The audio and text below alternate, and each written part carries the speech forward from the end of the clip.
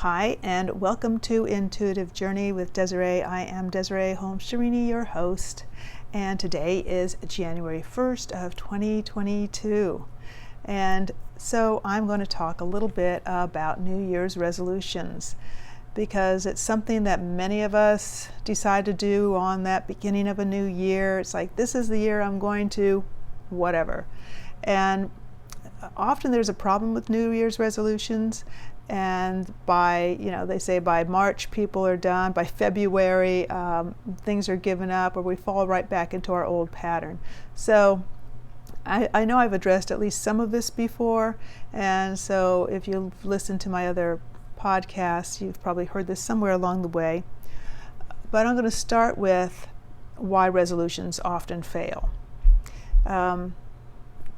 And to head into that, I'm going to talk about how to create goals, how to define goals. And there's something called SMART goals, S-M-A-R-T, and it's an acronym for things to keep in mind when you're setting a goal, when you're making a change, when you want to actually see something happen instead of just thinking or saying it. Okay, so S is for specific, not just like, I want to make $1 million. That's specific, but breaking it down into the other steps. That it's not just, I want to lose weight. How much weight do you want to lose? I want a new job. What kind of job do you want? I want to move into a bigger house. What kind of neighborhood? So the more specific you can be about what it is you want to change and what your goal is, the better it is and easier it is to move toward that. M is measurable. So you want to be able to know when you're making progress. If you don't have some sort of measurement that says that you're getting there, or the smaller steps that you can achieve along the way, then you'll never know if you got there. You won't know what the next step is. So again, measurable, like $1 million, right? So measurable steps would be, say, I'm going to make this much by the end of March. And then I'm going to make this much more by the end of another month. And, of course, then comes in the A for achievable or attainable. You need to be within a certain reality, I suppose, certain area where it's something that you aren't going to just set yourself up for failure. You don't want to shoot too low, but you don't want to shoot too high, because when you shoot too high, and it's not happening on those measurable little steps that you're seeing along the way, and you're not making progress, it makes it really easy to want to give up. So making something achievable, and that's where maybe even making them smaller steps, taking those smaller measurable steps, increments, can help you keep going. It's like getting the little star on your chart when you're a kid, and when you fill up the whole, all the little books you read or whatever, you got all your stars. You had those little steps to kind of keep you motivated, keep you going. So you want to make it achievable, and in the least making the smaller steps so that they're achievable, rather than having one big random step. So the R is for relevant, and that means having all of your parts of your goal and your goals actually tie into your overall values, what you want to see change in your life or happen in your life, or even the smaller steps not taking you off in some distracted area. So relevant to what you want to do. I suppose I could come up with some better examples, but you know what I'm saying here. And the last is the T for time bound, and that's where I think time bound and measurable kind of can interact, because by when? When do you want to see this happen by? Just say, I want to lose 20 pounds. And you know what? If somebody says, I want to lose 20 pounds, they can go for the rest of their life just saying, I want to lose 20 pounds without having a deadline or that mark on the calendar or those interim marks, measurable interim steps. Then it's really easy just to not follow through or ever get it done. So these steps can help explain why resolutions often fall through, don't work, and aren't carried through. So if you're keeping those in mind, just those steps, I'll have a link in the description to some information on that, something to use.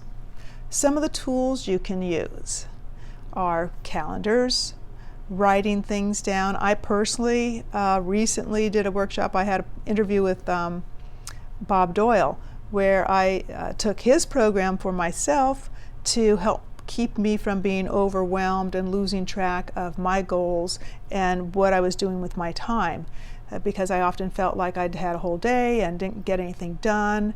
And so one of the things I did was I started to keep a calendar, and on one side I wrote down what my to-do list was, but on the back side, on the blank page, I wrote down everything I did do, where all my time went.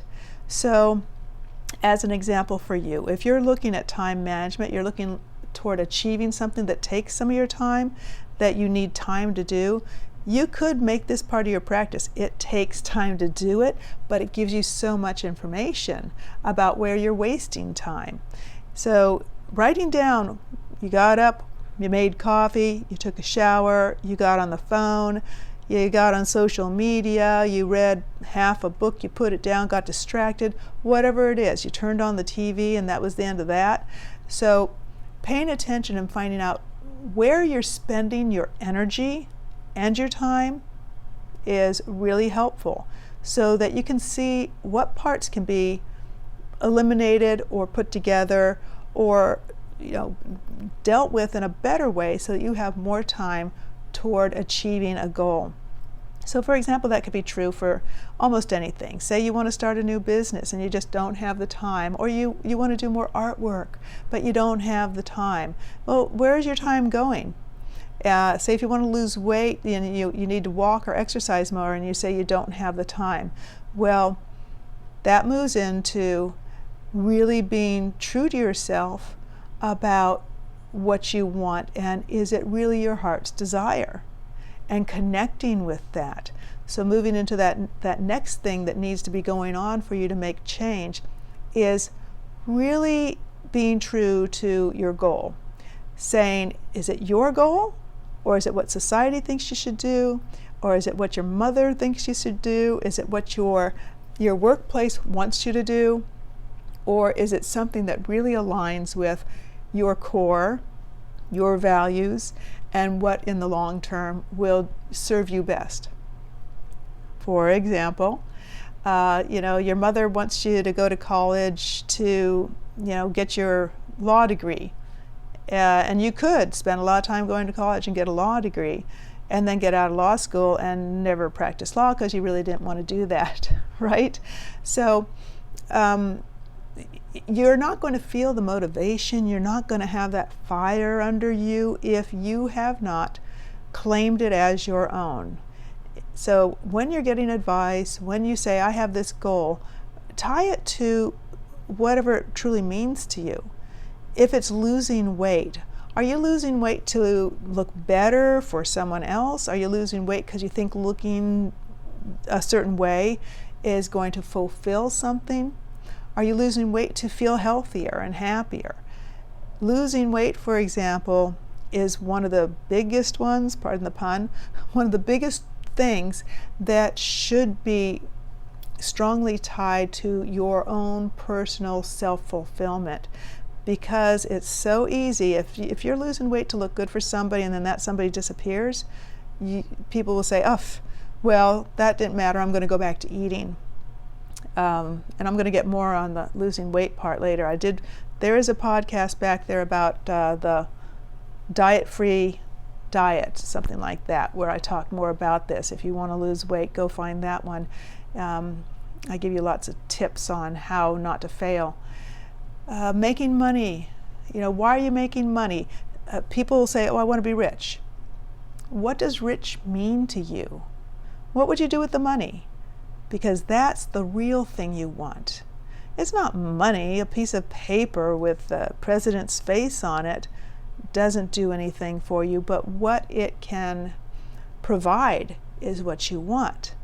So focusing on the goal, like the new car, the house, a trip, better health care, clothes. What is it that the money represents for you? And when you focus on what making more money represents to you, then you can be more in touch with your heart's desire and more motivated toward whatever it is you're doing to make the money. For example, we all have jobs that, or have had jobs in the past that we really didn't enjoy doing, and you can enjoy work that maybe the job itself you're not enjoying, but what you get from the income from the job, you can translate that into enjoyment. So reframing even some of the harder work that goes into your goal and keeping in your mind's eye what it represents at the end. We all get a little tired and think, I don't know if I want to bother with this or with that. It's just too hard, and you give up. So the more you can keep that, what they call it, the golden ring, right? The more you can keep the outcome in your mind's eye, like even little stick-it notes or things around your house to remind you why you're doing it, the better you'll be. What else was I going to talk about? So, I'm just throwing out some stuff because I know there's probably plenty of you out there saying this is the year I'm going to, and you might be just jumping into it and overdoing it. I'll just keep talking here. Exercise. People are like, oh, that's it, and they go out and they buy the treadmill and they join the gym and they hit it too hard, right? So that's where Achievable comes in. Don't hit it so hard that you are unhappy, uncomfortable, hurt, in pain, right? Don't hit it so hard that it's a burden, because that's really difficult to keep up.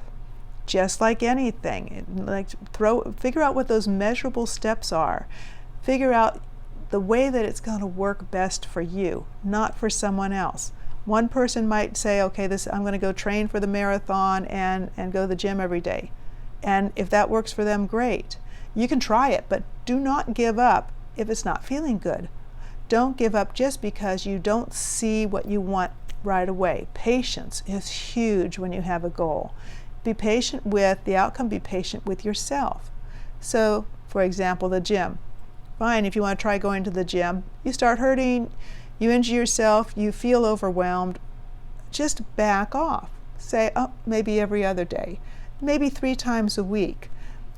But the big thing that people tend to do is if they don't see the immediate feedback, if they aren't enjoying what they're doing, this goes back to what I just said, then they're just like, nah, I'm not enjoying this. Food choices, that's a big one, especially for those people that want to lose weight. And I have to say it here, I've talked about it in the diet-free diet one I talked about. But losing weight is not a short-term thing. Yes, you can lose weight short-term, food restrictions to kind of get the boost going.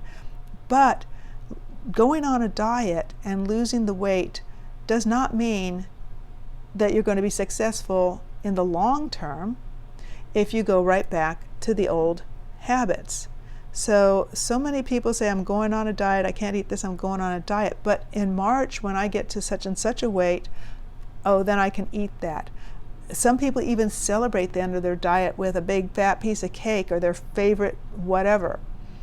And ideally, a diet is a new lifestyle for you. It's a new way of enjoying your food.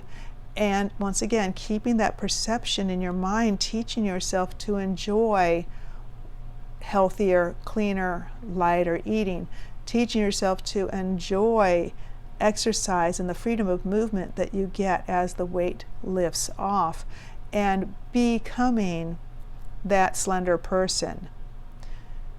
This could be a whole nother podcast, but becoming and being the slender, healthy person, not being a heavy person on a diet.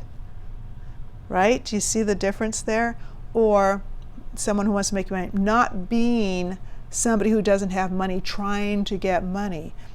Being that person and living as that person who is successful and who keeps going and who enjoys the journey because they are still seeing the benefit coming and enjoying the benefit, even in your mind's eye. So here's where I'm going to shift into a little more maybe manifesting, metaphysical, a little more power of thought, is the more you can see it, feel it, and have the emotion of when that's achieved, the more you're going to train your mind and your body to live in the way that brings you what you want.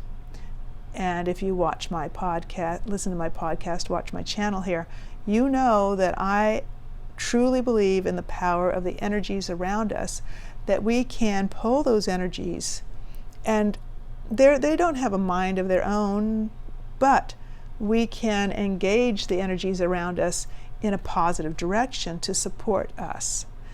So just like, and it's very akin to, the spoon bending, using your mind on physical matter, just like you can envision exactly what you want and allow that thought form to take form and to grow and manifest. And as you're having that thought form of positive growth or whatever your goal is showing up, it's already true. It's already true in the energetic world. And it just needs your actions, your patience, and your trust and belief to see it physically manifest here. But part of that is actually doing physically what you need to do. So there is a book called Think and Grow Rich, right? I think it was Napoleon Hill. He talks about this idea. But you have to think in a certain way in order to behave in a certain way. If you're thinking in a certain way, then you're thinking like the person who does things that way. And you allow yourself to be a success in whatever goal you set out to have, as long as it's a smart goal, right? Achievable, what is that? Specific, measurable, achievable, relatable, and time constrained. So circling back to the beginning, set those down, write out your goal, look at that smart thing, and just kind of write in there for your goal. Does it fit those? And how are you going to then break it down into the steps of all of those things, those little baby steps that help you get the star on the chart? Give yourself a star on a chart if that helps. All sorts of ways to reward yourself. You can reward yourself all along the way, and the biggest reward is just doing it. It's just feeling really good that you're sticking to it, that you're doing it. And even if something happens, you break your leg and you're exercising, the rest of your body still works. Keep moving, keep working, keep exercising. The biggest one, someone says, I broke my diet. And then they blow the rest of the day. No, eating one candy bar is not a reason to eat 2 candy bars. But people will think that way. That's not black and white. Everything has its gradation, and give yourself, once again, patience, and treat yourself like you would someone you're trying to support. That's another tip, is be your own best friend, your own cheerleader, your own support team, because ultimately you're the one who really should care the most. As well, it also helps to, say, have a group that's working on similar goals. Have an accountability team. Find a best friend that has a goal too, and you can check in together. You can make a plan. Okay, so calendars. I talked earlier about like a time management calendar. It could be a financial calendar. If you're wondering, where's my money going? I want to save up some money. You can have write down everything you spend your money on. Keep a ledger. See where your money's, kind of disappearing. I found my time was disappearing on like social media or checking email too often. And once I started saying, you know what, I'm just going to set my phone and set my, email and all that aside and check it 3 times a day instead of constantly looking, I suddenly had a lot more time to do things I wanted to do. So same thing financially. Maybe there's that coffee you're getting every morning. You didn't realize that your, $5 Starbucks every day adds up. And, just as an example, that you can use a calendar and a ledger for all sorts of things. Eating, clearly, you can write down everything you're eating because those foods, they sneak in. It's like somebody said, well, I just took a bite of this, and you'll go at the end of the day, you'll say, I didn't eat anything. I don't know why I'm not losing weight. But when you write it all down, you keep a piece of paper on that refrigerator or wherever it is you would go to snack. In your phone, if you carry a phone around, you can put it in notes every time you eat something. And you don't, for me, I'm not into calorie counting, that sort of stuff, if I recommend people trying to lose weight. But keeping track of what goes in your mouth. A lot of times we tend to eat things that we don't count calories for. That might be sodas, juices, wine, beer, the things that people they're not solid, so someone doesn't even think about them as having calories. Things like just grabbing a handful of nuts or this or that, a little bite they don't think of. But if you write it all down, just like where I was losing my time, just like someone spending money, you're going to get so much more information on how to get control over something you'd like to change. Anyway, I just wanted to give some tips, hints, and talk about New Year's resolutions and how to make them achievable, how to actually get to the end of the goal without losing hope and faith and being able to stick to it. So I wish you a happy New Year, happy 2022, and I would love to hear if any of these tips have been helpful. Maybe not right away, but if you're using them, if it made a difference for you, I'd love to hear your comments in a few months, or and I'm just wishing you well. So good luck, go forward 2022, and all sorts of success and happiness to you in the new year. Bye, and thanks for being here.